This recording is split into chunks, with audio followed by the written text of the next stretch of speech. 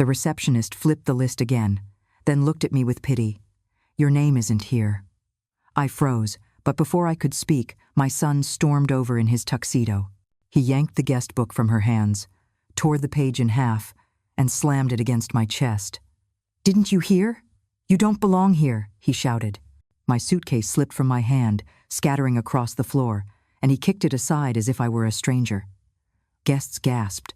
My daughter-in-law smirked from the aisle. How could the boy I raised erase me so cruelly? Why did he want me gone?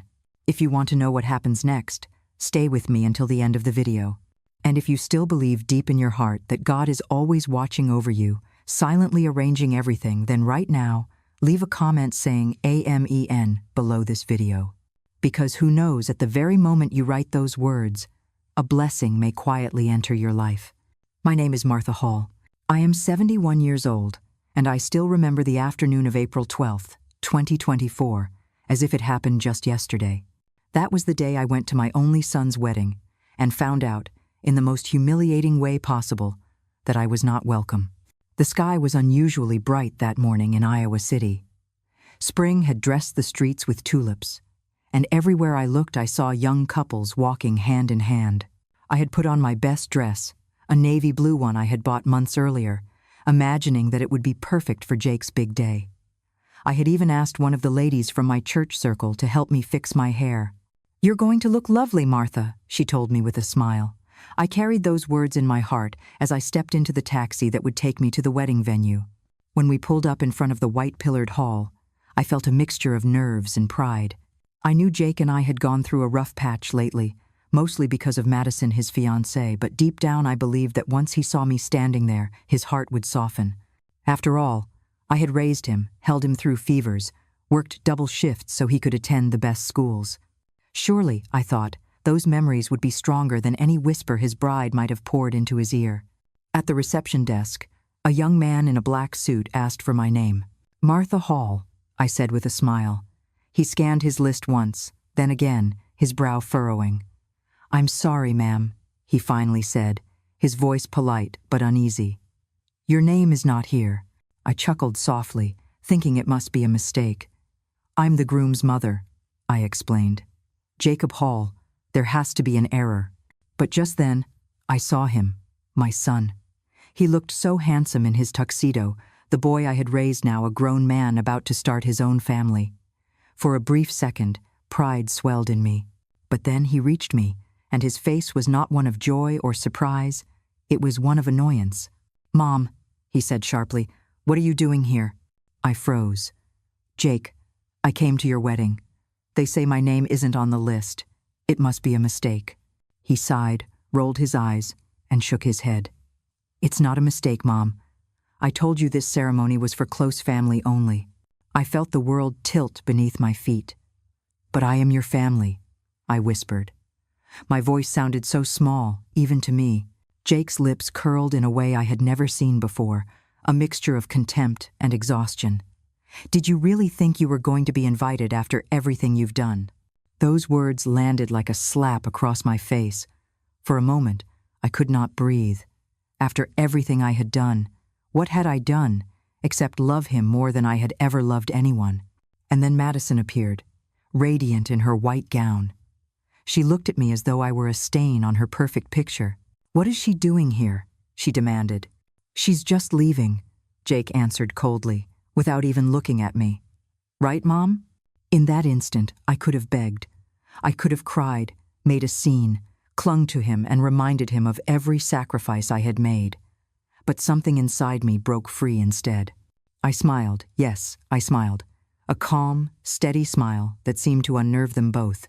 "I understand perfectly," I said. "Have a beautiful wedding." And with that, I turned and walked away. As I stepped outside into the spring air, my chest was tight, but my steps were steady. I had thought the worst pain a mother could feel was watching her child fall ill or struggle. I was wrong. The deepest pain is realizing that the child you poured your life into no longer sees you as part of his. I got into the taxi and gave the driver my address. My hands were trembling, but my mind was strangely clear. This was not just a wedding I had been shut out of. This was a door slammed in my face after decades of devotion. and though they did not know it yet, that door would never open the same way again. That night, as the city lights flickered outside my window, I sat alone in my modest living room. I had taken off the navy blue dress, folded it carefully, and placed it back in the closet. I thought of all the nights I had gone without sleep so Jake could have new shoes for school, all the promotions I had turned down because I needed to be home with him. For years, I believed that love and sacrifice would one day be rewarded with respect. But now, staring at the quiet of my home, I realized how wrong I had been. On that day, April 12th, 2024, I lost more than a seat at a wedding. I lost the illusion that love was enough. And I made a decision. I would no longer live as the mother who waited at the door for scraps of affection. I would no longer bend myself to fit into an image that erased me. That night, for the first time in my life, I whispered a vow to myself. Martha Hall, you are retiring from being a mother. What Jake and Madison did not know was that I had a plan that had been quietly forming for months. And now, it was time to put it into motion. I have always believed that when you become a mother, your own dreams quietly step aside to make space for someone else's future. That was the truth of my life from the moment I first held Jacob in my arms. It was the summer of 1996, and I was 43 years old. My friends thought I had gone mad when I walked into that orphanage in Cedar Rapids and walked out with a small boy who barely spoke, whose eyes were filled with fear. But to me, he was a gift. He had been abandoned, left behind by a world too cruel, and I thought I could heal that wound with love. Jake was 3 years old then, and I still remember the way he clung to me, his tiny fingers digging into my shirt, as though he already knew I was his last chance. That night, as I tucked him into the little bed I had prepared in my modest apartment, I promised him out loud, I may not have much, Jake, but I will give you everything I can. And I did. I worked as a secretary in a local insurance office. My paychecks were modest, and life was not easy. To afford private school tuition, I cleaned offices at night and worked weekends at a diner. I can still recall those long evenings when I dragged myself home with aching feet, only to sit by his bedside and help him with his spelling words. Exhaustion lived in my bones, but when he looked at me with those wide eyes and said, "Thanks, Mom," it felt worth every drop of sweat. I gave up vacations. I gave up new clothes. I gave up the idea of ever marrying again. Men had come and gone, some kind enough, but none willing to embrace the life of raising a child who was not theirs. And so, I closed that door quietly. Jake was enough for me. My love for him filled every empty corner of my heart. When he graduated high school, I cried in the bleachers, clutching the cheap bouquet of flowers I had scraped together to buy. "You did it, Jake," I whispered. "We did it." Later, when he walked across the stage at Iowa State University with his engineering degree in hand, I sobbed openly. Every double shift, every lonely night, every compromise felt justified in that single moment. My boy was going to have the life I never did. For a while, I thought we were inseparable. He would call me every Sunday, sometimes just to say he loved me. He brought laundry home, ate the food I cooked, and leaned on me for advice. I thought the bond we shared was unbreakable. But then she arrived. Madison Cole. The first time Jake introduced her, it was at my house. She was polite enough, with a bright smile that never reached her eyes. Something about her handshake felt calculated, as if she were measuring me. During dinner, she made little comments that stung, though delivered with a sugary tone. "This casserole is interesting," she said, her fork hovering. "I suppose it's more of a traditional recipe." Jake laughed nervously, and I swallowed my pride. I told myself I was overreacting. Young women today had different manners. Perhaps she didn't realize her words were cutting. But soon, the pattern became clear. Every visit came with some subtle jab. "Mrs. Hall, don't you think that blouse is a little young for you?" she'd say, flashing her bright teeth. Or, "I wish you would call ahead before dropping by. We're busy planning our future." What hurt most was Jake's silence. He never defended me. Not once. He just sat there, nodding along, eyes glazed with the same expression I used to see when he wanted to avoid conflict as a child. Only now, he wasn't avoiding conflict, he was choosing her over me. I noticed the changes. The Sunday calls grew shorter, then they stopped altogether. The dinners at my house became excuses. "We're busy, Mom. Maybe next week." Weeks turned into months. When I finally saw him, it was often because I had called and insisted. And Madison always seemed slightly annoyed by my presence, as if I were intruding on something sacred. The final break in my heart came one evening in late autumn, 2023. Jake had invited me to dinner at his house. I thought it was just a casual meal, maybe a chance to reconnect. I baked a pie, the apple kind he used to love when he was little, and carried it with me like an offering of peace. When I stepped inside, the first thing I saw was Madison flashing a diamond ring, her parents, Frank and Elaine, clapping with joy. "Surprise!" they all shouted. The Coles hugged each other, congratulating their daughter. I stood frozen in the doorway, pie in hand, feeling like a guest at someone else's celebration. Jake turned to me, his smile wide but distant. "Mom, we're engaged," he announced. I forced my lips into a smile. "Congratulations," I said softly, setting the pie down on the counter. Inside, something cracked. Not because he was engaged every mother dreams of her child finding love, but because I was the last to know. His fiancée's family was there, glowing with excitement, while I had walked into the moment blind. That night, after the Coles left, Jake pulled me aside. His tone was cool, rehearsed. "Mom, Maddie and I have been talking about the wedding. We want something intimate, just close family, and—" I nodded, trying to mask the sting. Of course I was close family. I was his mother. Surely, he meant cousins and distant relatives would not be included. I didn't question him. I wanted to believe I was safe in that circle. But deep down, a whisper had already started. A whisper that maybe I wasn't part of the picture anymore. The weeks leading up to the wedding were filled with confusion. Whenever I asked about details, Madison gave vague answers. "We're still deciding," she'd say. "We'll let you know." But they never did. I offered to help bake cookies, sew table runners, contribute in some way.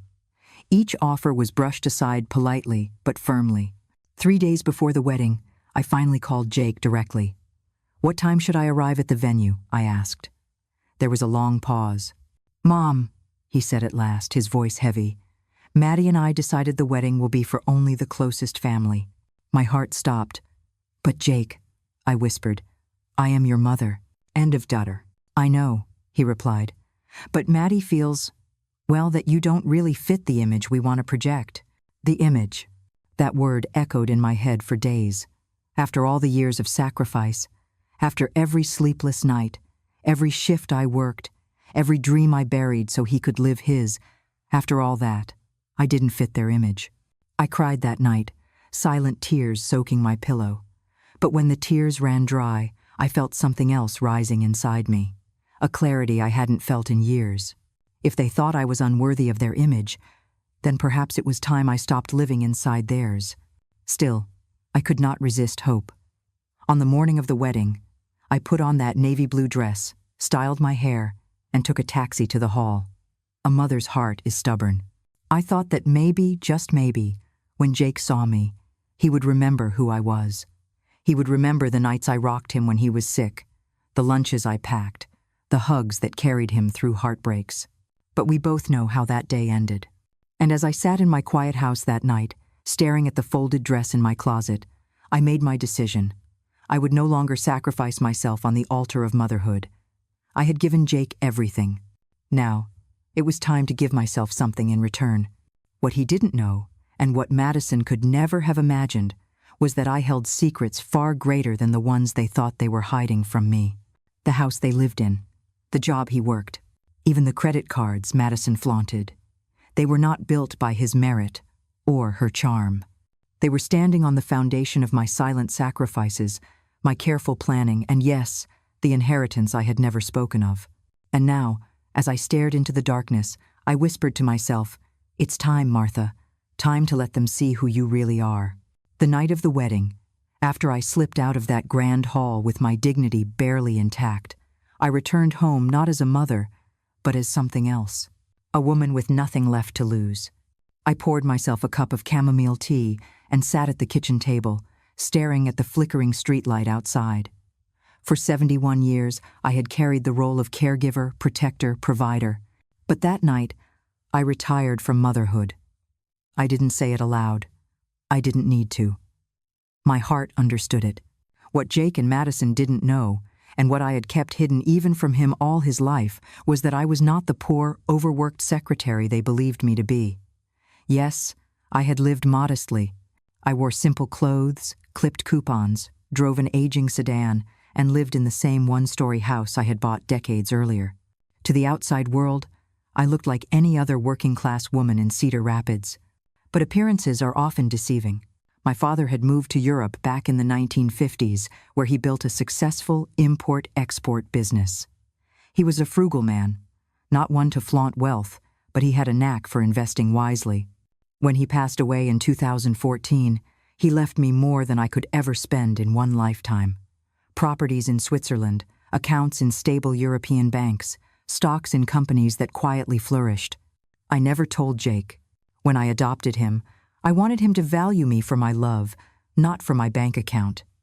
I wanted him to grow up with humility, not entitlement. So I kept working, saving, and living as though every dollar mattered. He grew up believing we were just scraping by, that my sacrifices were all that stood between him and poverty. In a way, that was true, but not because I lacked resources. It was because I chose to live that way. For years, I paid his tuition, his down payments, even his medical bills, using my inheritance quietly, disguising it as money from extra shifts or loans. I thought I was protecting him, teaching him the value of hard work, while also shielding him from greed. What I didn't realize was that by hiding my strength, I had allowed him and Madison to dismiss me as weak. But that illusion ended the night of his wedding. I called Robert Ellis, my lawyer and confidant of more than 20 years, the next morning. "Bob," I said, "it's time." He didn't sound surprised. "Are you sure, Martha? Once we start, there's no turning back." "I'm certain," I told him. "They need to learn what it means to stand on their own 2 feet, and they need to learn who they've really underestimated." Within days, the changes began.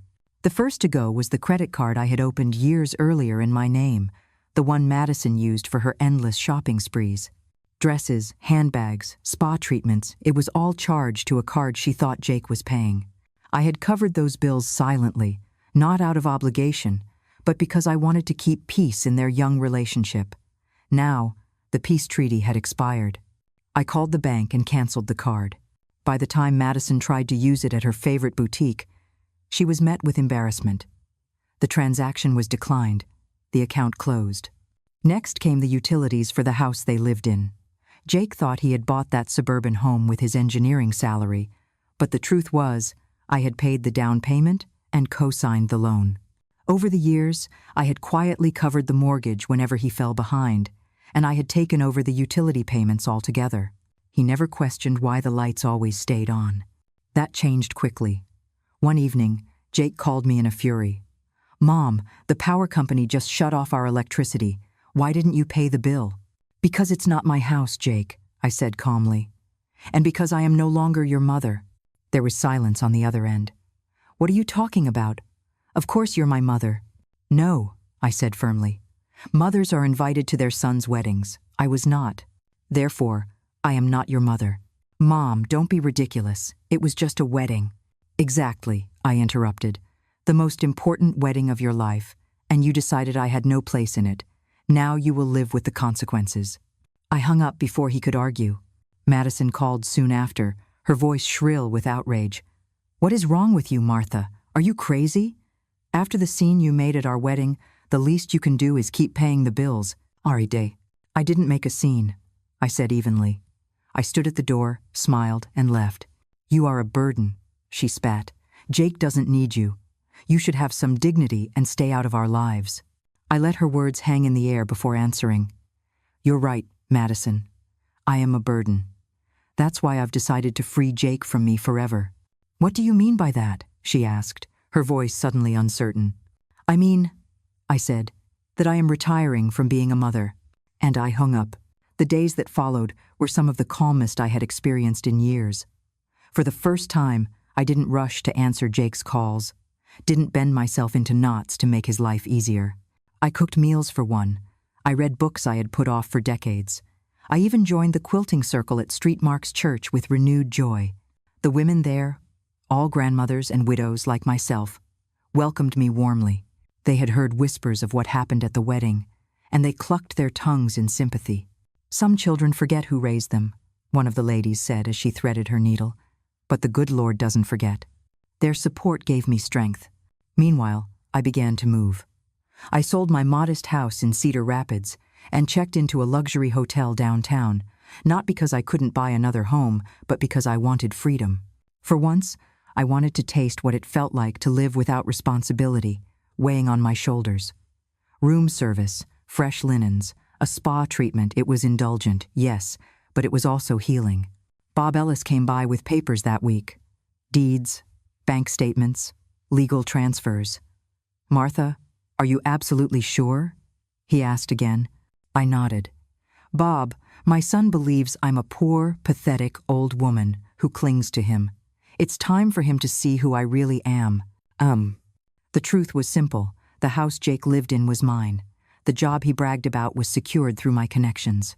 The credit cards, the utilities, the lifestyle, they had been propped up by me, not him. And now, piece by piece, I was pulling the supports away. I did not do it out of spite. I did it out of necessity. A lesson unlearned will repeat itself forever, and Jake had to learn. When he and Madison returned from their short honeymoon in Cancun, they walked into a different world. Bills piled on the counter. Credit cards declined. The mortgage statement showed late payments. And at work, the cracks began to show. Walter Whitaker, the owner of the engineering firm, had been patient with Jake for years, too patient. What Jake never knew was that I had spoken to Mr. Whitaker personally when he graduated, asking him to give my son a chance. And for the last 6 years, I had been quietly smoothing over Jake's mistakes, compensating the company for his errors, and urging patience. But I had called Mr. Whitaker again, only this time with different instructions. "Walter," I said, "let him stand on his own. Don't protect him on my account anymore. Treat him like any other employee." Walter sighed. "Are you sure? Without your support, he may not last." "I am sure," I replied. "It's time he learns." And so the unraveling began. Jake was late to meetings. Reports came back riddled with errors. Clients asked that he be reassigned. One by one, the cushions I had provided for him disappeared, and the truth of his mediocrity became impossible to ignore. I knew it would devastate him. I knew Madison would lash out. But I also knew this was the only way forward. For years, I had been the silent hand propping up their lives. Now, that hand was gone. And soon, the whole world would see it. When you spend a lifetime being underestimated, there comes a strange satisfaction in finally revealing your strength. I never thought I would find myself in that position at 71, but life has a way of surprising us. It started with Jake's job. By May of 2024, the whispers in Whitaker Engineering had grown louder. Jake was always late, always scrambling, always asking others to cover his mistakes. The only reason he hadn't been let go years earlier was because of me. My influence, my quiet apologies, my financial compensation to the company when his blunders cost them clients. But those days were over. I walked into the firm one Monday morning, dressed in a tailored navy suit I had bought the week before. I didn't drive my old sedan that day. I arrived in a black car service, the kind that makes people glance twice. Heads turned as I entered the lobby. Employees whispered, wondering who the older woman with the confident stride might be. Jake came out of his cubicle, shock spreading across his face. "Mom, what are you doing here?" I smiled. "I'd like to speak with you privately." We stepped into a conference room, and I closed the door. "Jake," I began, "there's something you need to understand. For years, Mr. Whitaker has tolerated your mistakes because of me. I've paid for your errors, smoothed over your lateness, and convinced clients to give you another chance. But that patience has run out." He laughed nervously. "That's not true. I've worked hard." Before he could finish, the door opened. Mr. Whitaker stepped in, holding a thick folder. His expression was serious.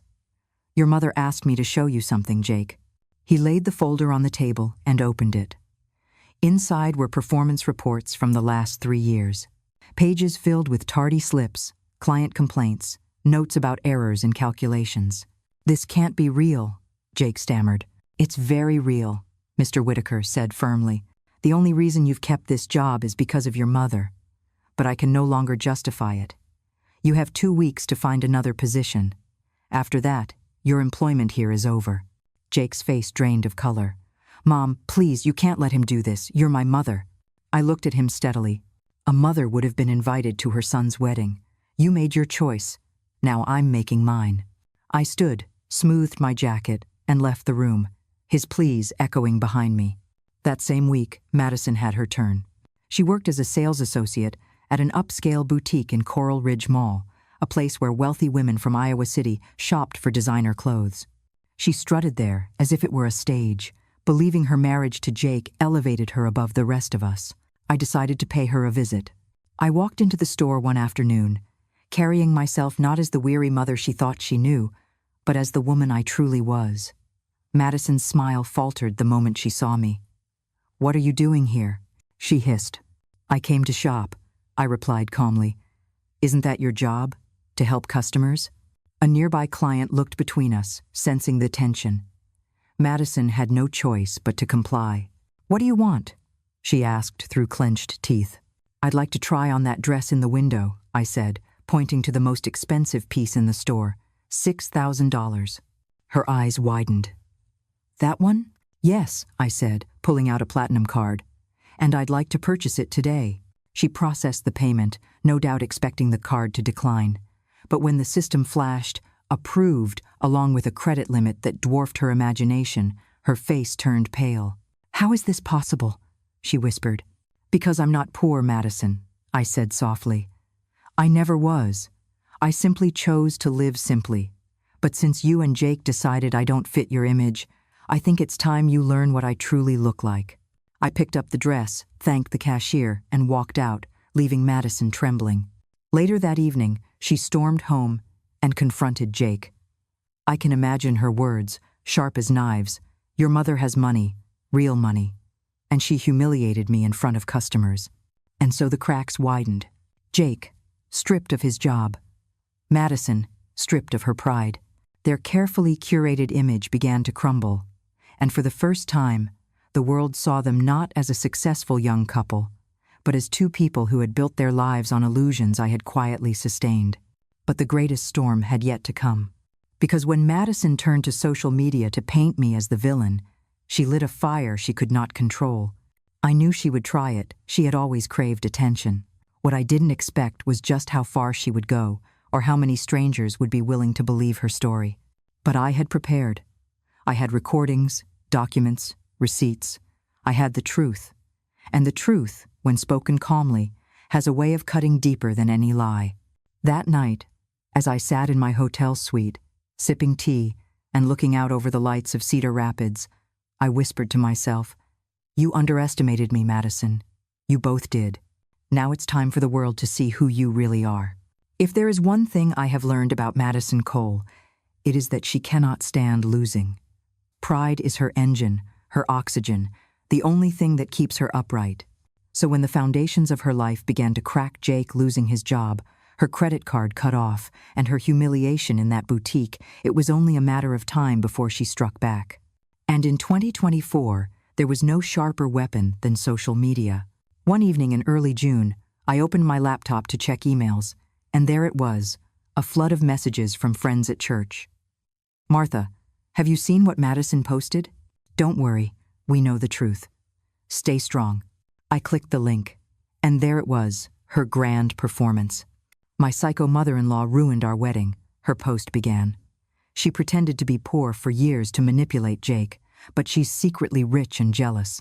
Now she's destroyed our lives out of spite. My husband lost his job because of her, and we have nowhere to live. Please share this so people know what she's done." Attached were photos of Madison crying, mascara streaked down her face, and a snapshot of their messy living room with broken dishes scattered across the floor. She painted me as a monster, a bitter old woman who couldn't let go. Within hours, her post had gone viral.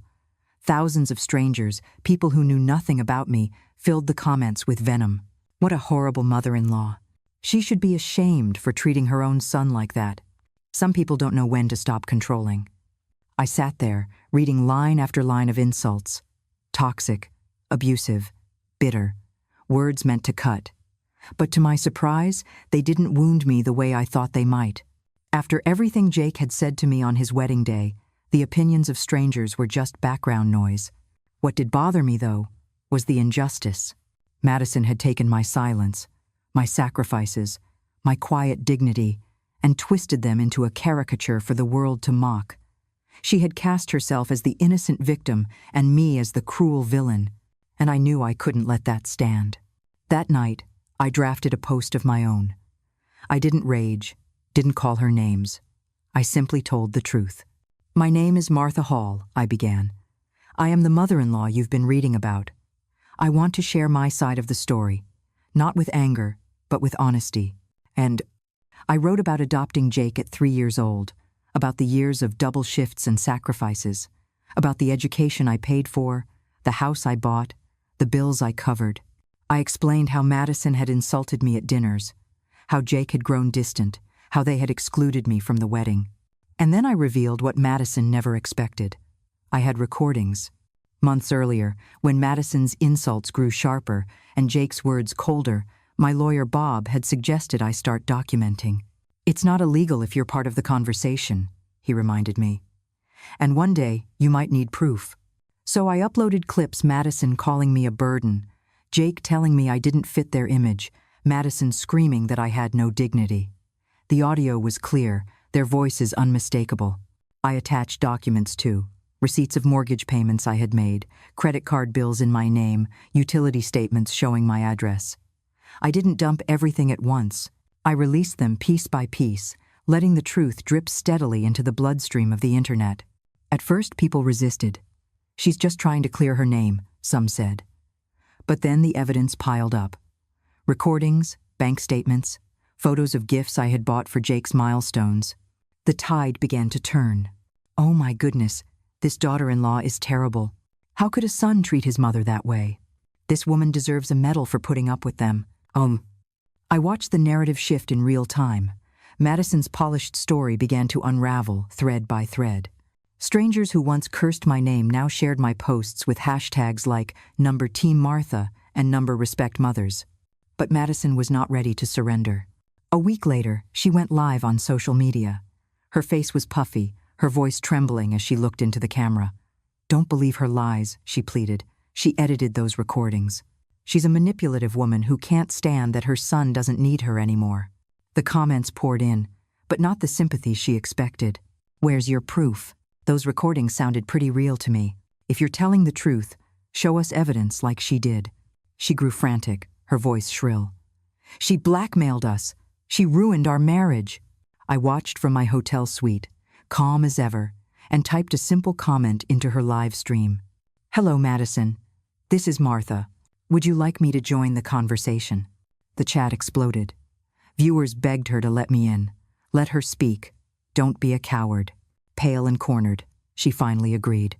"Fine, let's show everyone the kind of person you really are."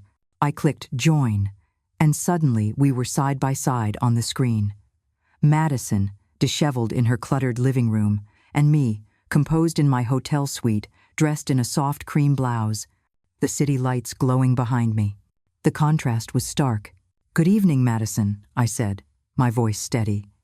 "Thank you for allowing me to speak." "Go ahead," she snapped. "Tell your lies." "I don't need lies," I replied. "I have the truth. Would you like me to play another recording?" Her eyes widened. "No," but the comments screamed, "Play it, play it." And so I did. The sound of Madison's own voice filled the live stream. "You're a burden, Martha. You have no dignity. Jake doesn't need you." When it ended, the silence was deafening. "That was taken out of context," she whispered. "In what context?" I asked gently. "Is it acceptable to tell a 71-year-old woman that she is a burden and has no dignity?" She had no answer. The viewers saw everything. Her anger, my calm, her accusations, my evidence. By the end of that hour, the internet had chosen its side. Not hers. Mine. When the live stream ended, I closed my laptop, set it gently on the table, and let out a long breath I hadn't realized I was holding. For months, I had been walking around with the weight of silence pressing on my chest. Now, that silence was gone. The truth was out. I didn't feel triumphant. Not exactly. What I felt was relief. Relief that I no longer had to defend myself in whispers. Relief that I no longer had to pretend. I had spoken with dignity, and the world had seen it. The next morning, my phone buzzed nonstop, not with insults, as it had before, but with messages of support. You reminded me of my mother. Thank you for standing up for yourself.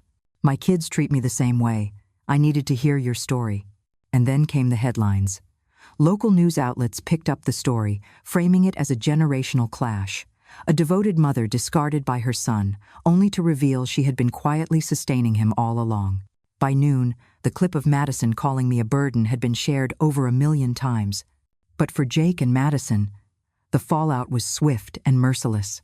That very afternoon, Madison was called into her manager's office at the boutique. The manager, a prim woman in her 40s, explained that the store could not afford the scandal. Our clients value elegance, she said. They don't want to be served by someone whose face is plastered across social media for insulting her mother-in-law. Madison tried to argue. It's all lies. She edited the recordings. But the video had already done its damage. Customers had threatened to boycott.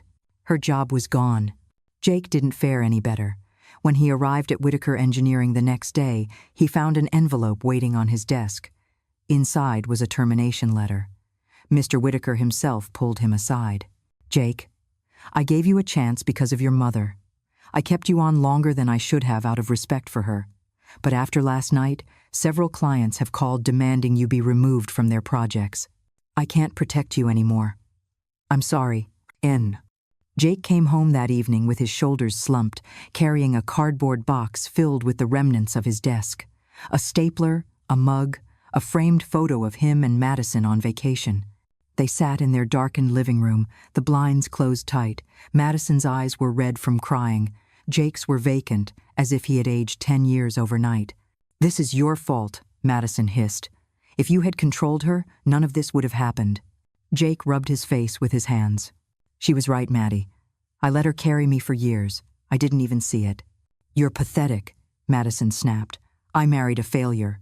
Their voices rose, echoing down the street, until the neighbors called the police for a domestic disturbance.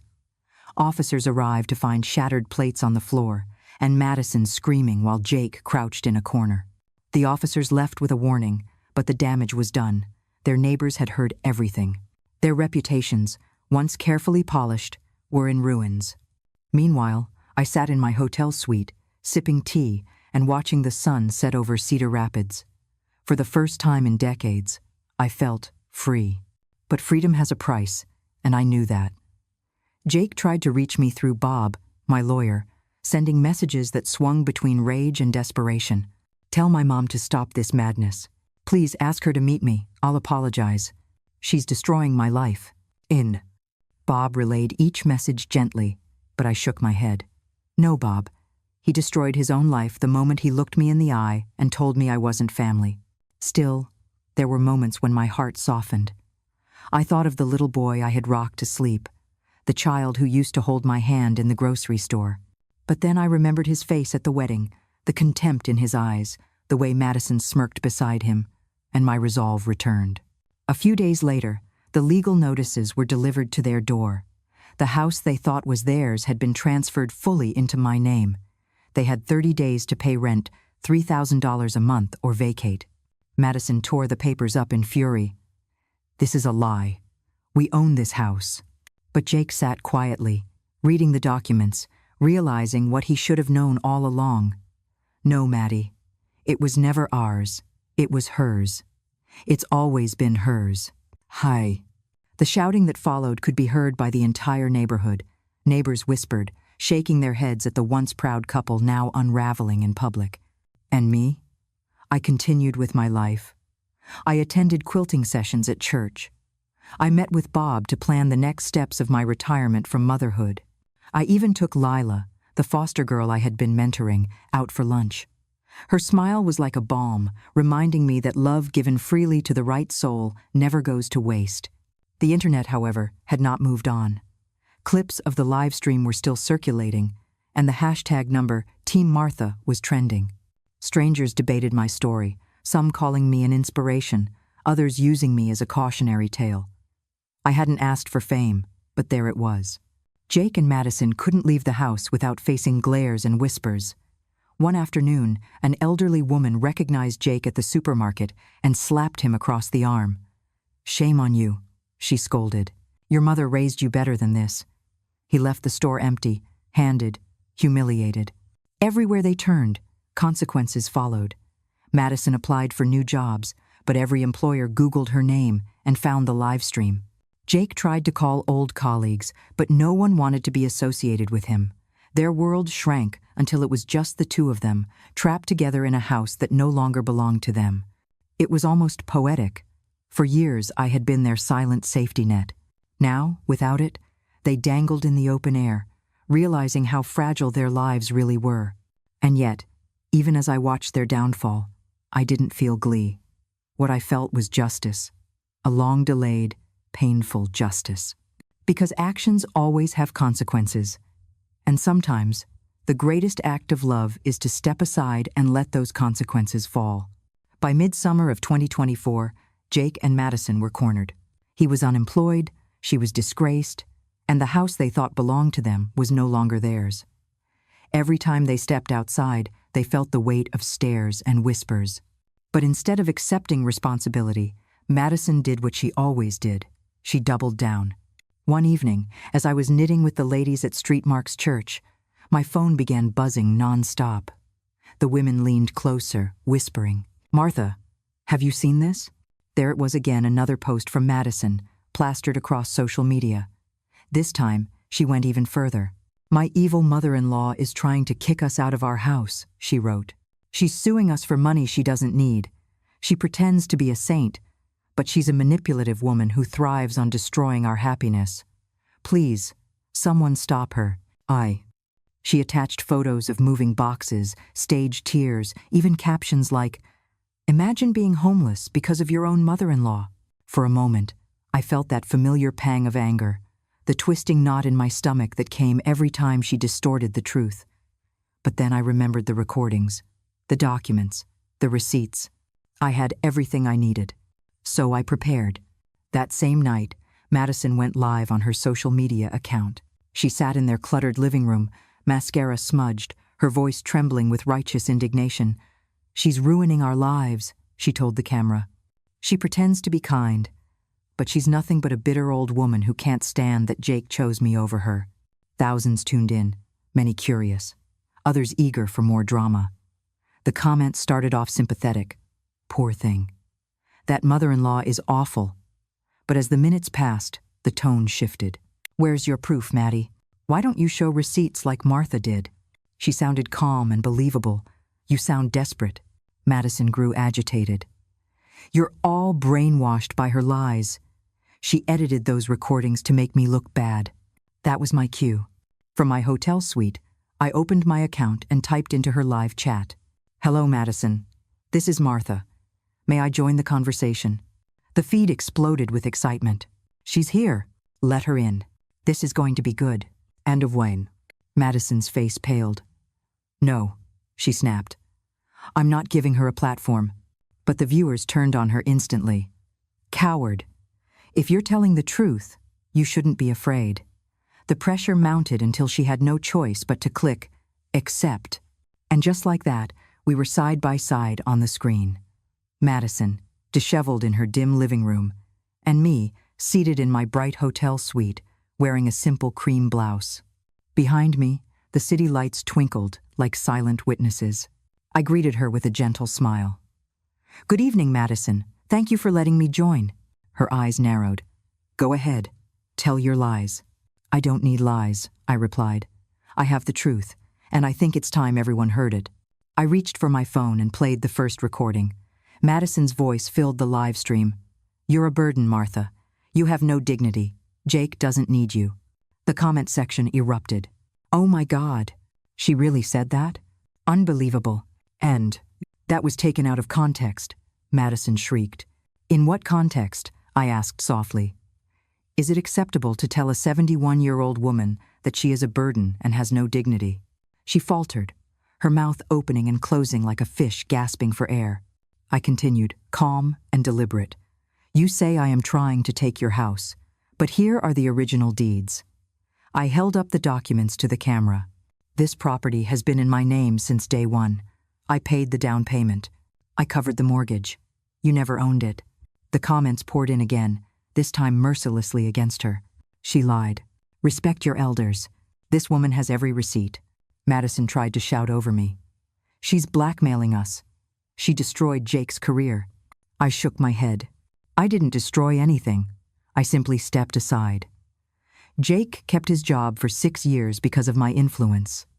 When I stopped protecting him, his performance spoke for itself. Actions have consequences. Ah. Madison's face twisted. But we're family, she cried. I looked straight into the camera. Family invites each other to weddings. Family defends one another when outsiders insult them. Family doesn't tell a mother she isn't part of the picture. Madison, you and Jake made it clear that I was not family. I have simply accepted your definition. By then, the comments were relentless.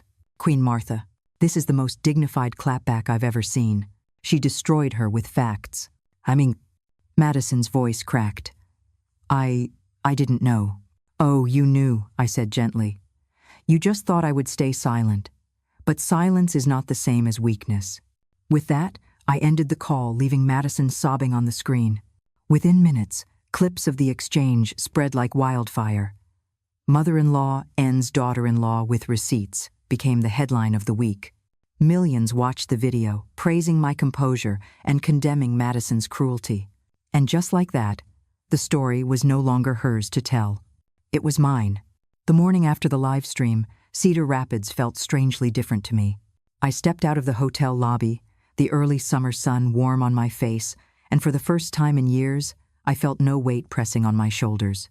It was as though the truth itself had lifted a burden I had carried too long. The headlines were everywhere. Mother-in-law shuts down. Daughter-in-law with facts. Clips of Madison's trembling face next to my calm smile were circulating on every platform. Women I had never met were sending me messages. You spoke for all of us who were silenced. My children treat me the same way. Watching you gave me courage. Thank you for showing that dignity wins. But while my inbox filled with support, Jake and Madison's world collapsed around them. Madison's employer at the boutique had given her one final warning after the first wave of scandal. But after the live stream, there was no saving her position.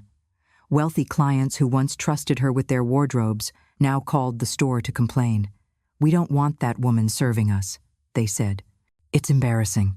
By noon the next day, she was escorted out of the Coral Ridge Mall boutique with her belongings in a paper bag. Jake, meanwhile, was summoned to Whitaker Engineering. He still held on to hope that perhaps he could explain, perhaps his years at the company would count for something. But when he walked into Mr. Whitaker's office, he found the truth waiting in a single envelope. Jake, Mr. Whitaker told him gently, I respected your mother. That's why I gave you as many chances as I did. But after last night, clients called in droves. They don't want to work with you. I can't keep you here any longer.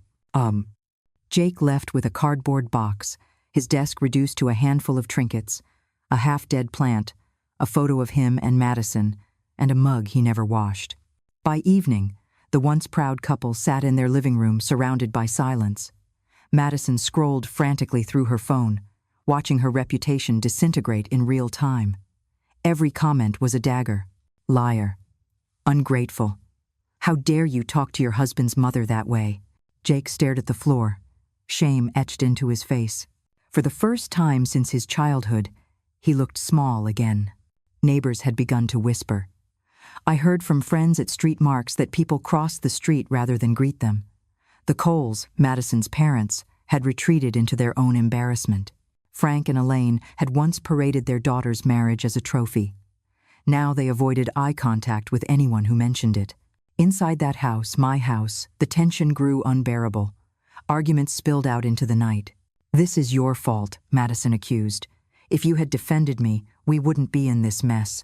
Jake's voice, tired and hollow, responded, No, Maddie, It's our fault. We thought we were better than the woman who raised me, and now the world knows the truth." Their shouts carried through the quiet suburban street until neighbors called the police for a second time. The officers left with another warning, but the damage was done. The once polished couple had become a neighborhood cautionary tale. I, on the other hand, was finding peace. My days took on a rhythm I hadn't known in decades. Mornings at the hotel gym, afternoons quilting with the ladies at church, evenings spent mentoring Lila, the foster girl I had quietly supported through a scholarship fund. She reminded me of Jake at that age, eager, uncertain, hungry for kindness. When she smiled at me, grateful for every piece of advice, I felt a warmth I thought I had lost forever. "You've given me hope, Mrs. Hall," she told me one afternoon over lunch. "I didn't think adults like you existed." Her words pierced me. For so long I had poured everything into one child, believing he would be my legacy. Now I realized that love doesn't have to be confined to blood. It can ripple outward, touching those who truly need it. Meanwhile, the legal gears turned. Bob Ellis handled the formalities, transferring the deed of the house into my sole name, filing notices for rent due, preparing the defamation suit against Madison for her lies online. "They're panicking," Bob told me over coffee. "Jake called again, begging for a meeting. Madison wants you to drop the lawsuit. They even offered a public apology." "Do they understand?" I asked. "That apologies without change mean nothing?" Bob nodded. "I think Jake is beginning to see. But Madison? I doubt she ever will." I sighed, staring into my cup. "Then let the process continue. They wanted independence from me. Now they'll have it." In July, the eviction notice became final. Either they paid $3,000 a month in rent, or they moved out. They had no income, no savings, no plan. I heard from a neighbor that Madison wept on the porch, clutching the papers as though they were a death sentence. By August, they were gone. The house stood empty, its windows dark, the lawn unkempt. I drove by once, slowly, not to gloat but to remember. That was the house where I had baked pies for Jake, where I had hung his graduation photos, where I had hoped to one day host grandchildren. Now it was silent, a monument to misplaced devotion. I could have rented it to another family, but instead I donated its use to a local organization that helped single mothers. It felt right. Let that home finally serve those who understood sacrifice. Jake and Madison, I later learned, had moved into a cramped apartment in a less desirable part of town. Jake found part-time work as a technician, earning a fraction of his old salary. Madison, blacklisted from boutiques and offices, ended up answering phones at a call center. The woman who once mocked me for being too clingy now spent her days tethered to a headset, repeating scripts to strangers. As for me, I planned. I met with Bob to discuss my future. "I'm ready to leave," I told him. "Leave?" he asked. "Yes. Cedar Rapids has been my home for decades, but it holds too many memories now. My father left me properties in Geneva. It's time I see them. It's time I start fresh." He smiled gently. "You've earned it, Martha, more than anyone I know." So I began to prepare. I sold what little I had left in storage, donated furniture to charity, and packed my essentials. The women at street. Marks held a farewell lunch, presenting me with a quilt stitched with verses from Scripture. "So you'll remember us," they said. I hugged them all, tears welling in my eyes. Before I left, I had one last meeting with Lila. We sat on a park bench, the cicadas humming in the trees. "I heard you're moving," she said softly. "Yes," I told her. "But I'll still be here for you.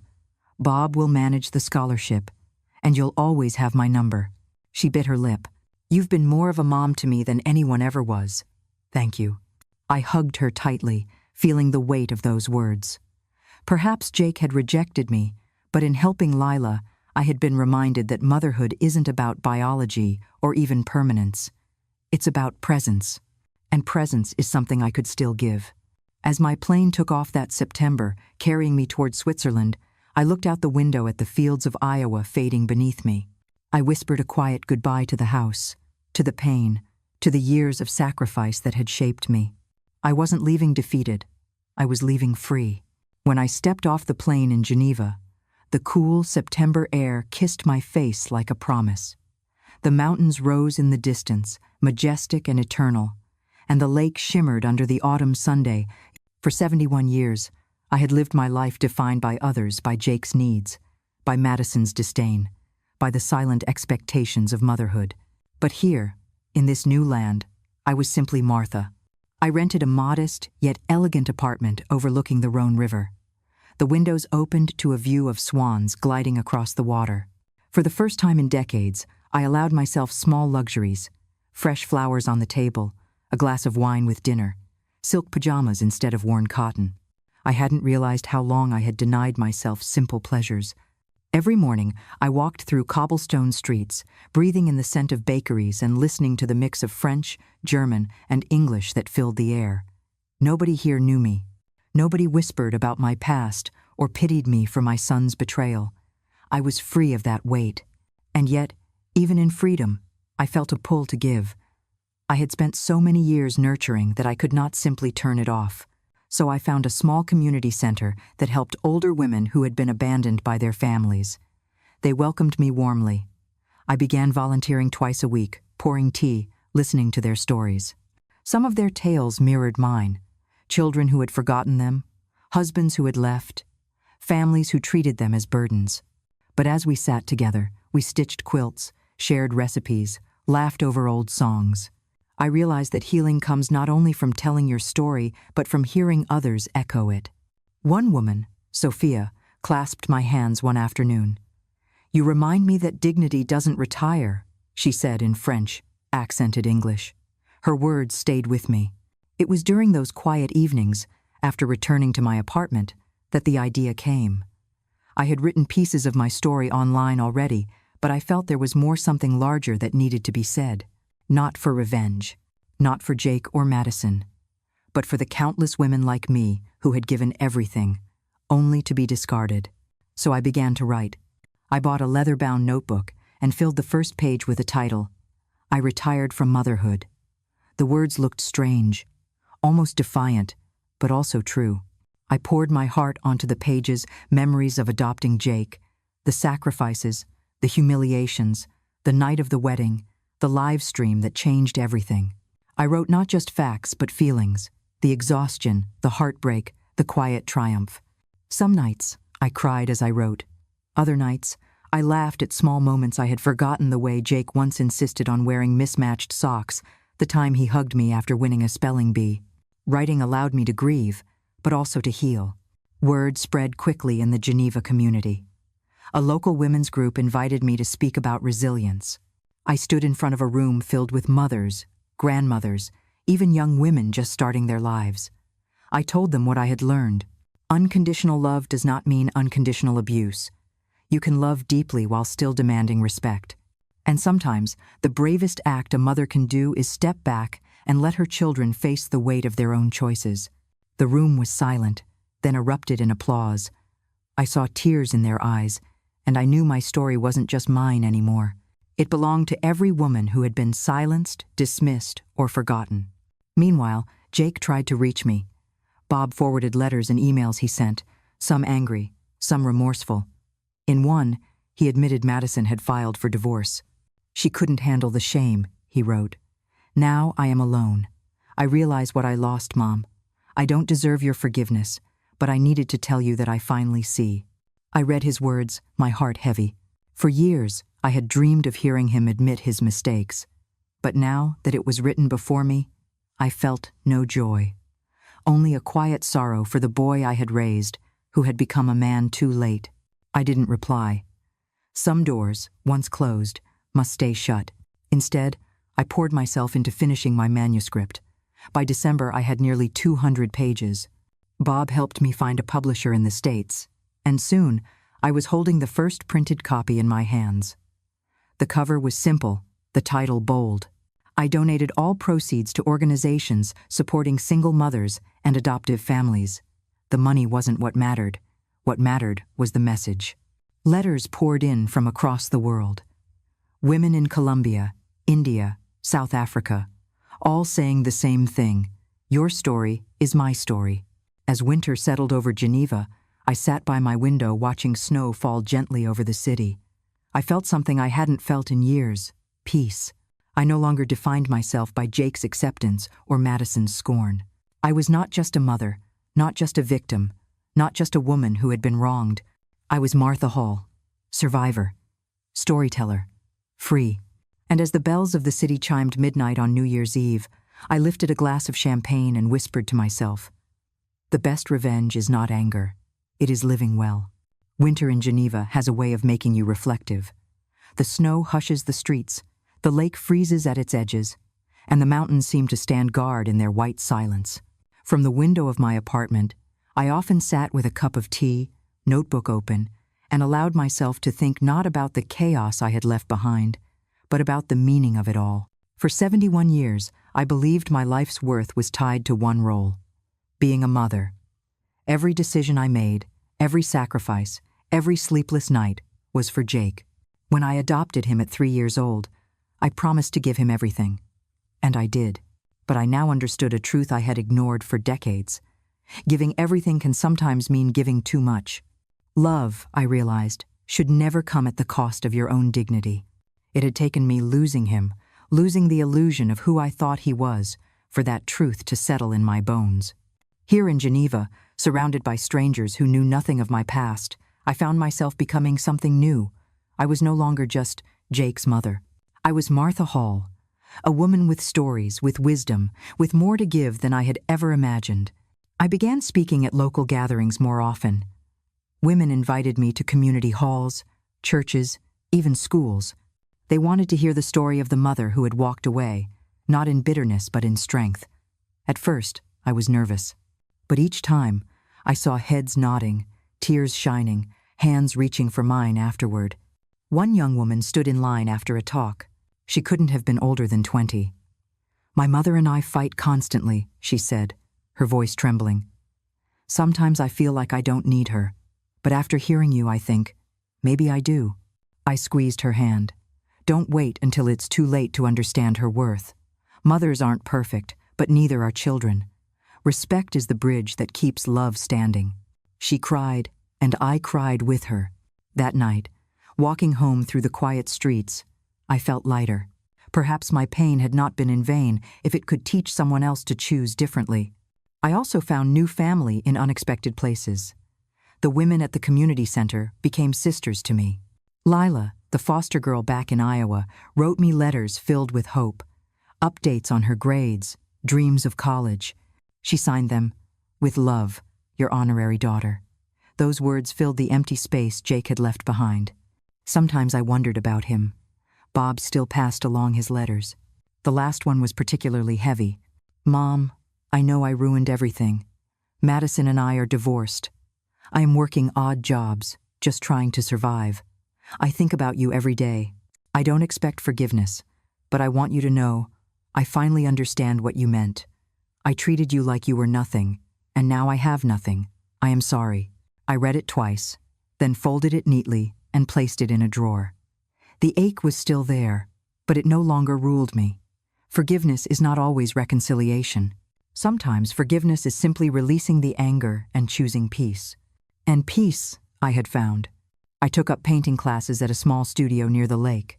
At first, my brushstrokes were shaky, but soon they grew confident. I painted the mountains, the swans, even a portrait of my younger self, eyes bright with the hope I thought I had lost. I also began volunteering at an adoption agency, counseling women considering whether they could take on the role of mother. I told them honestly, "It will be the hardest work of your life. You will give until you are empty, but give with wisdom. Keep a part of yourself alive too. A child needs a strong mother, not a broken one." They listened. Some chose adoption, some did not. But all thanked me for my honesty. In giving to others, I discovered a new purpose. My story was no longer about loss, it was about resilience. One evening, as the bells of St. Pierre Cathedral rang across the city, I wrote these words in my notebook. "Unconditional love is beautiful, but it must be mutual. To love without boundaries is to erase yourself. To love with dignity is to teach both yourself and others the true meaning of respect." I closed the notebook and smiled. For the first time, I felt whole. Not because Jake had returned, he hadn't, and maybe never would, Not because Madison had been silenced, though she had, but because I had finally returned to myself. And in that quiet, I understood. Life does not end when a role ends. Motherhood had shaped me, but it did not define me. What defined me was my courage to stand, to walk away when respect was gone, and to rebuild a life not in bitterness, but in peace. At 71, I had discovered something I wished I had known at 31. It is never too late to begin again. When the first box of books arrived at my apartment in Geneva, I just stood there staring at it. The cover was simple, cream background, dark lettering that read, "I retired from motherhood," my name printed neatly below. It felt strange, surreal. For years I had been invisible, dismissed, overlooked. And now my story was bound in paper, ready to be read by strangers. I ran my hand over the smooth cover, then opened to the first page. My own words stared back at me. The adoption, the sacrifices, the betrayals, the decision to walk away. I had written them with trembling hands, afraid they might be too raw. But here they were, no longer mine alone. The publisher released the book quietly at first, expecting modest sales. But within a week, something remarkable happened. Women began posting photos of themselves holding it, sharing quotes online. "This spoke to me," they wrote. "I thought I was alone, but I'm not." Soon the book climbed charts I had never heard of. Local news in Iowa picked it up. Then national outlets, then international. My inbox filled with messages from every corner of the globe. From Brazil, "Your story gave me the strength to tell my son I will not accept his disrespect anymore." From India, "I see my own mother in your words. I called her today just to say thank you." From Canada, "I raised 4 children alone. Reading your book reminded me that my sacrifices mattered." Each message was like a seed of healing, not just for them, for me. The publisher asked me to do interviews. At first I hesitated. I was 71, not a celebrity. But when I sat in front of those cameras, I didn't feel nervous. I just spoke the truth. "I don't hate my son," I told one interviewer. "I will always love the boy I raised. But I cannot let that love erase my dignity. Mothers are human beings, not endless wells to be drained dry." The clip spread, shared thousands of times. People called it the dignity speech. Some even stitched it into their own videos, reading the words aloud. In Geneva, I became something of a local curiosity. Strangers recognized me in cafes. "You're the American lady with the book," they said, smiling warmly. I would nod, humbled, never quite comfortable with the attention. One afternoon, I was invited to speak at a university. The lecture hall was filled, not just with women, but with young men too. Afterward, a student approached me. "Mrs. Hall," he said softly, "I didn't realize how much pressure mothers carry. I went home last night and hugged mine. That moment alone made every tear I had shed worth it." Meanwhile, Jake remained silent. I knew he had seen the book. Bob told me he had even purchased a copy. Whether he read it, I couldn't say. Perhaps he was not ready. Perhaps he never would be. That was no longer my burden to carry. I had found a new rhythm in Geneva. Mornings writing letters, afternoons volunteering, evenings walking along the lake. The city felt alive around me. Children chasing pigeons, lovers strolling hand in hand, old friends laughing at cafe tables. Life continued, as it always does, but now I was part of it instead of merely observing. One night, as I sat with my journal, I realized something. My story was no longer just about pain. It had become about possibility, about the truth that even when a chapter ends, another can begin.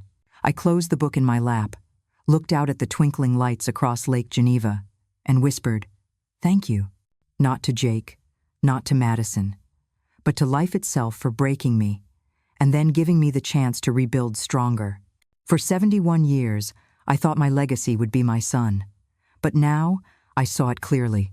My legacy was not one person. My legacy was every woman who read my words and felt seen. Every child who hugged their mother with new understanding. Every voice that rose up and said, "Respect matters." And that, I thought, is a far greater gift than I ever imagined. Spring returned to Geneva, and with it came invitations. Letters from organizations, emails from universities, messages from book clubs scattered across Europe. They all wanted me to come speak. At first, I hesitated. I was 72 now, and though my health was steady, I wondered if I had the energy for travel. But something in me stirred.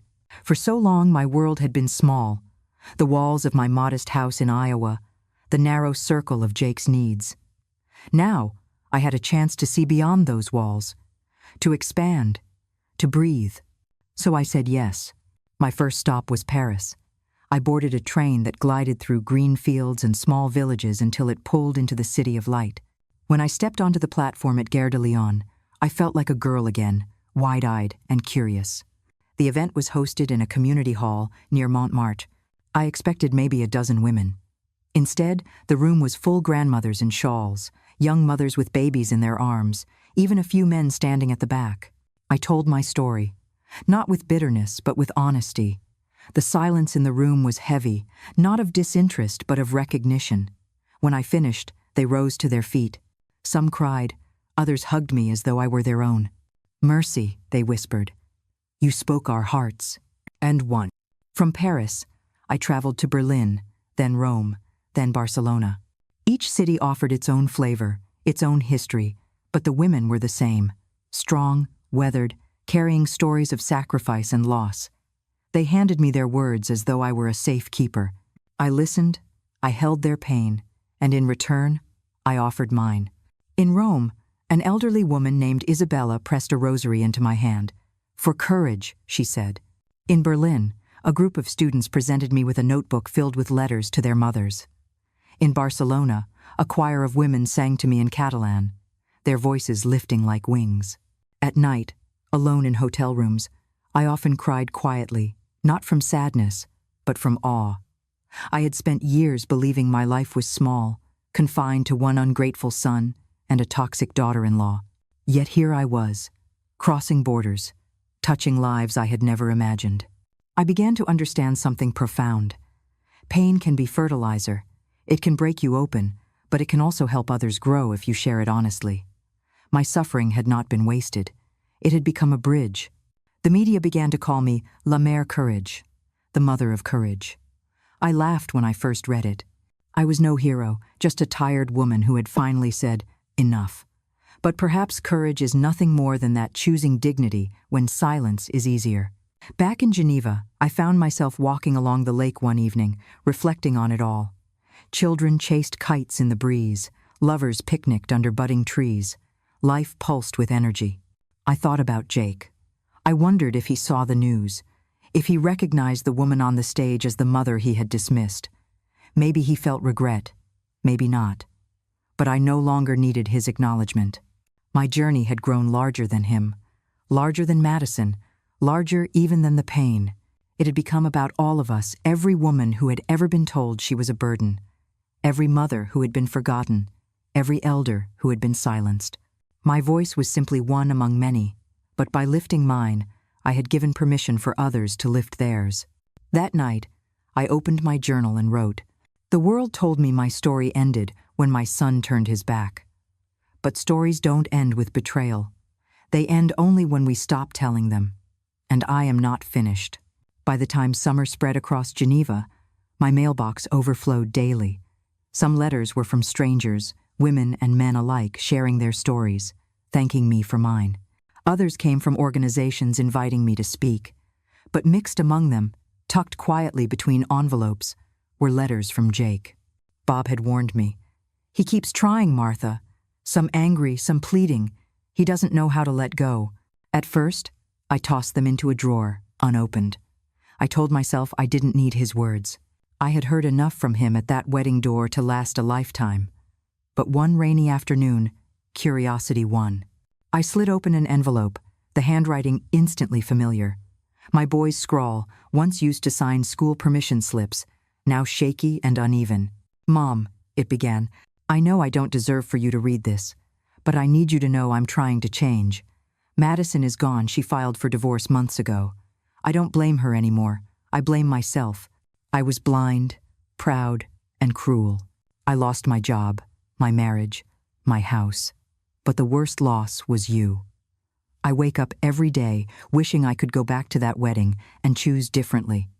I don't expect forgiveness. I just want you to know I finally see what I threw away." I read those words 3 times, my heart tightening with each line. For years I had dreamed of hearing him admit fault, yet when it was finally written before me, I didn't feel triumph, only sorrow, because regret, no matter how heavy, doesn't erase what was done. Still, I couldn't stop thinking about him. Not the man at the wedding, eyes cold with contempt, but the boy I once knew. The child who clutched my hand in the grocery store, who fell asleep on my shoulder after long days. He lived inside me still, even if the man he became had betrayed me. I began carrying his letter with me, folded in my purse. Sometimes I took it out during quiet moments on the tram, at the cafe, in bed at night. Each time, I felt torn. Part of me wanted to write back, to offer some crumb of comfort. Another part of me knew the danger. Opening that door again might pull me back into old patterns of sacrifice. One evening, I took the letter to the lake. The sun was setting, casting pink and gold across the water. I sat on a bench, letter in hand, and whispered aloud, "Jake, I loved you more than anything. I gave you my life, but love without respect is poison, and I can't drink it anymore." A tear slipped down my cheek, but I didn't wipe it away. Sometimes tears are not weakness. They are truth made visible. I thought of something my father once told me when I was young. "Martha, forgiveness is not always about letting someone back in. Sometimes it's about freeing yourself from the chain of anger." Perhaps that was what I needed, not reconciliation, but release. So I wrote back, not to Jake, but to myself. In my journal I penned, "I forgive the boy I raised. I release the man he became. I bless him to walk his path, far from mine. My story does not depend on his return. My peace is my own." The next morning, I sealed Jake's letter in an envelope and placed it in a box with other mementos, his childhood drawings, photos of birthdays long past, the adoption papers I had once held so proudly. I locked the box and slid it into the back of my closet. Not gone, not destroyed, but no longer dictating my days. And with that, I felt lighter. The world was still calling. Invitations to speak in London, Stockholm, even New York. Women's groups wanted my voice, my story. I had a choice: remain bound by the past, or step fully into this new purpose. I chose the latter. That night, looking out over the city lights of Geneva, I whispered a prayer not for Jake to return, not for Madison to suffer, but for strength. Strength to keep living, keep telling the truth, and keep reminding women everywhere that dignity is not optional. And deep in my heart, I knew the chain was broken. When my publisher suggested a book tour in the United States, my first instinct was to say no. I had worked so hard to find peace in Geneva, why risk reopening wounds? But then I thought of the letters, the thousands of women who had written to me. If my story could reach them in person, maybe it was worth facing the ghosts of my past. So, in October of 2024, I boarded a plane bound for Chicago. The moment my feet touched American soil, a wave of memories hit me. The long nights working double shifts, the modest house I had kept for Jake, the humiliation at his wedding. I breathed deeply and whispered to myself, "You are not that woman anymore." The first event was at a library in Chicago. I expected a handful of readers, maybe a few curious faces. Instead, the auditorium was packed. Women of all ages filled the seats, some holding copies of my book, others holding tissues already braced for tears. When I stepped onto the stage, the applause was thunderous. My hands trembled, but my voice did not. "I came here today," I began. "Not as a victim, not as a bitter woman, but as someone who finally learned that love without respect is not love at all." The room grew quiet. I told my story adopting Jake, raising him alone, the sacrifices, the betrayal at the wedding, the decision to walk away. I watched faces soften, eyes glisten. When I finished, the entire hall rose to its feet. One woman approached me afterward. She must have been in her 60s, her hands rough from years of labor. "Martha," she said, tears streaming down her cheeks. "I stayed quiet for too long. My children walk all over me. But hearing you gave me courage. Tonight, I'm going home to set boundaries." I hugged her tightly. That moment alone made the trip worth it. But I knew, eventually, I would have to face Iowa. The publisher arranged a reading in Iowa City, the very town where I had once been cast out of my son's wedding. Returning there felt surreal. The streets were familiar yet distant, like a dream I had once lived. The event was held at the university auditorium. I wore a simple navy dress, the same color as the one I had worn on Jake's wedding day. This time, though, I carried myself differently. Not hopeful for scraps of recognition, but strong, steady, whole. The turnout stunned me. Not only women, but men, students, even elderly couples filled the hall. And among them, in the very back row, I saw a face I never thought I'd see again. Jake. He looked older, thinner, his shoulders slumped. He kept his eyes down as if unsure whether he belonged. For a moment, my breath caught. Part of me wanted to run, to leave before the past could claw its way back. But I steadied myself. I began to read from my book. My voice carried through the hall. Unconditional love is beautiful, but it is not an excuse for unconditional abuse. We teach our children how to treat us by what we accept. And when we demand respect, we honor not only ourselves but the love we gave. When I finished, the audience rose in applause. I looked up, and for the briefest moment, Jake's eyes met mine. His were red, his expression broken. He mouthed something, "I'm sorry." I gave him a small nod. Not of reconciliation, not of invitation, but of acknowledgement. I had heard him. That was enough. After the event, people lined up for signatures. Jake did not approach me. He slipped out quietly before the crowd dispersed. And strangely, I felt relief. Our chapter was not to be rewritten. It was simply to be closed with dignity. That night, back in my hotel room, I looked out at the familiar Iowa skyline. Once, this place had been my prison. Now, it was simply a stop on my journey. I whispered a prayer of thanks, not for Jake's apology, not for Madison's downfall, but for my own strength, to stand, to speak, to survive. For the first time, I was no longer bound to the past. I was free to walk forward. The book tour ended as autumn leaves fell across the Midwest. My suitcase was heavier with gifts, letters, and tokens from strangers who no longer felt like strangers. But my heart, strangely, was lighter than it had been in decades. On the flight back to Geneva, I stared out at the clouds and thought about the arc of my life. From the orphanage where I found Jake, to the long nights of work, to the humiliation of being cast out at his wedding, and finally to this standing before crowds, telling the truth, and finding strength in my own voice. For years, I believed motherhood was my only identity. I thought my worth was measured by how much I gave, how much I endured. But I had learned a different truth. Motherhood is a gift, yes, but it should never erase the woman herself. I do not regret adopting Jake. I do not regret the sacrifices. Love, even when painful, shapes us into something more. But I do regret not understanding sooner that love without boundaries is not love at all. It is surrender. Jake will always be my son, but I am no longer just his mother. I am Martha Hall. I am a woman who survived heartbreak, who demanded respect, who rebuilt her life when the world thought it was over. Back in Geneva, I resumed my walks along the lake. The air was crisp, the mountains dusted with snow. Children laughed in the distance, chasing each other, their voices carrying across the water. Life, I realized, always moves forward. One evening, I sat at my desk and opened my journal to the final page. I wrote, "I once believed my story ended when I lost my son's love. But I see now, stories don't end with rejection. They end when we stop telling them, when we stop living them, and I am not done. My story is still unfolding with every woman I meet, every hand I hold, every truth I dare to speak." I closed the journal and smiled. To anyone listening, to anyone reading my words now, I leave this. Cherish love, but never at the expense of your dignity. Give generously, but never so much that you disappear. And remember, respect is not a luxury. It is the foundation of every true relationship. If you are a mother, know this. Your sacrifices matter, but so does your happiness. If you are a child, know this. Your parents are not infinite.